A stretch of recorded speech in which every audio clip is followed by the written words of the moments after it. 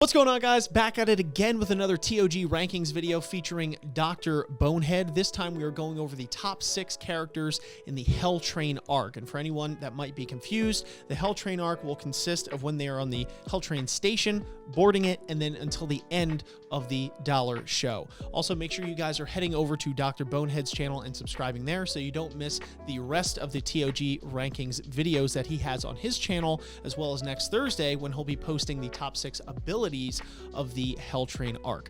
But anyway, without further ado, let's hop right into this top 6. So the first of our top 6, hit my mic there, see what I did? First one is Boro. Boro is a fantastic character and continues to be throughout as far as we are in the story right now, but he really has his time to shine when we first meet him. Number one, he's one of the strongest D rank regulars, so his ability is nothing to scoff at.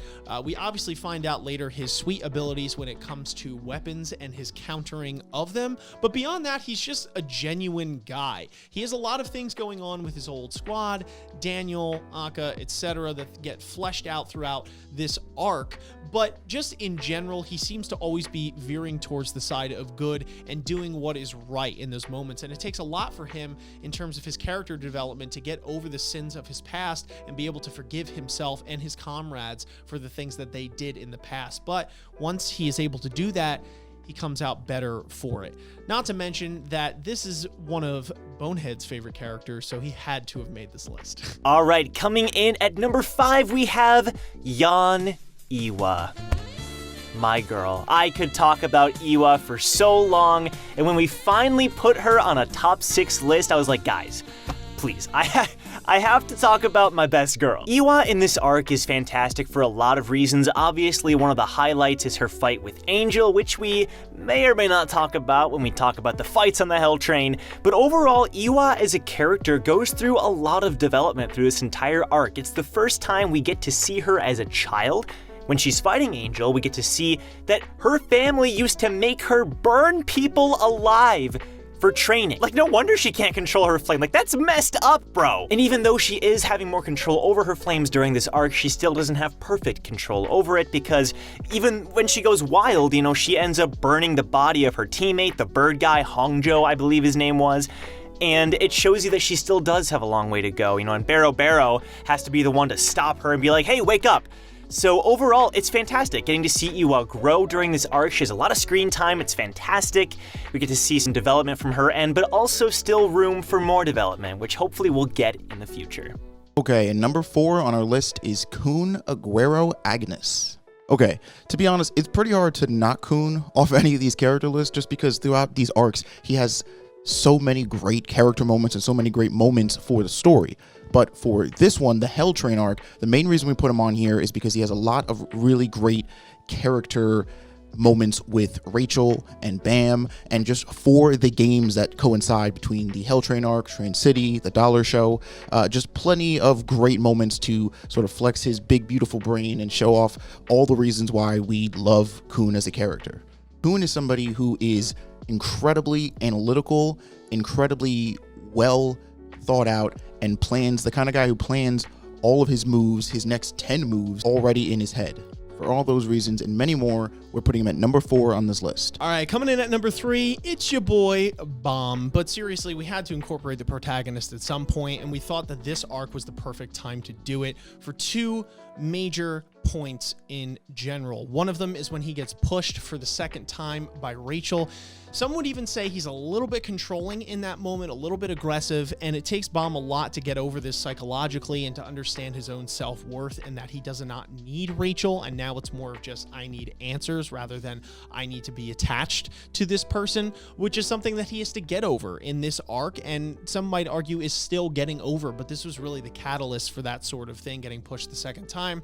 And secondly, when he fights Joaquin or versus him in the game at the Dollar Show, showing that he is willing to put everything on the line to save his comrades, even going so far as to save somebody on the opposing team, which was the very protagonist thing to do for Bomb. But his ideology behind it and really going in strict opposition to Joaquin's ideology was what was interesting and made that a particularly amazing moment, not just in general, but for Bomb as the protagonist and Bomb as a character character and for Bomb's character development in general. And for those reasons, among many others, but we don't have all day, unfortunately, that is why Bomb deserves number 3 on this list. At number 2 on our list, we have Daniel. Now, this is Daniel's arc. I'm just gonna say it. Like, Daniel steals the spotlight. Aside from number 1. The number 1 character on our list, I would say, steals the spotlight a little bit more. But Daniel is honestly phenomenal. He's a phenomenal character who was introduced for this arc, and as far as we know, he leaves after this arc. He stops climbing because Rowan was his reason for climbing, right? Now, when we first meet Daniel, he's a super cool character. He has necromancy and he deals with souls and all that. But the more we see him, the more we realize he's not just this crazy villain. He's doing all this for a very specific reason. He's working with the person who ruined his life to save his life, in a way, right? Like, Joaquin is the reason that Rowan died, and yet Daniel is now working with Joaquin to bring her back, and he doesn't realize how messed up that is. That Rowan worked so hard to seal this guy, and yet he loved her so much, he's willing to bring him back. It's a tragic story, there are so many fantastic moments, and it's just a fantastic, arc in general, like a story arc or a character arc, seeing Daniel go from, oh, he's a psychopathic murderer guy, to no, he lost the love of his life, and it made him do all this, and he had to do this and sacrifice this. Tower of God isn't exactly known for its romantic characters, and Daniel isn't a romantic character, I would say, but that's what makes it more impactful, his character more impactful, is that he was someone who did all of this for love. He didn't care about anything else but her. And seeing that character arc and seeing him grow and learn, it's fantastic. He honestly does steal the show. Except for number 1. And last but certainly not least is none other than Joaquin. Now, when Joaquin was first introduced in the story, I kind of thought he was going to be this one-note, bad to be bad kind of villain, and that was going to be it. He was going to be just the main focal point of this arc for Bam and friends to overturn, and then they'd go on and find some other bad guy. But not only has Joaquin stuck around, but he's definitely developed into a much more interesting character. There is something definitely to be said about the tenacity and the honesty that he has about being a villain, especially in a story like this, right? Where there's so many different villains who are trying to lie, manipulate, cheat, and steal things from people, and just sort of always play this two-faced, I'm not who I say I am kind of person. And don't get me wrong, none of this is to excuse Joaquin. I just feel like we should cut him a break, personally. One of the great things about Joaquin is that he does not apologize for being a villain, right? All the things that he's done, the heinous crimes he's committed, the murders, everything that he does to wrong somebody, he understands is wrong and does it anyway. There's something, again, to be said about the fact that this character is so cemented in his ideologies that it gives him almost this weird backwards charisma and makes you like for and kind of want to see him do what he's doing.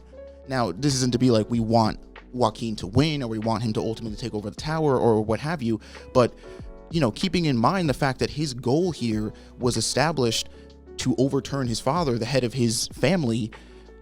I don't know. I'd be lying if I said I didn't want to see him do that. At the very least, just that, right? There's something, again, that coupled with the tenacity and just the forwardness and understanding that Joaquin has about the world and how to interact with it, that definitely makes him a villain that stands out, at least amongst the villains we've met so far. That is why he's taking number 1 on this list. Ninjas are samurais, blaze of the kunais. Find me in the leaf of the cloud, screaming out Bankai. We just some ghouls though, who like seeing parts fly.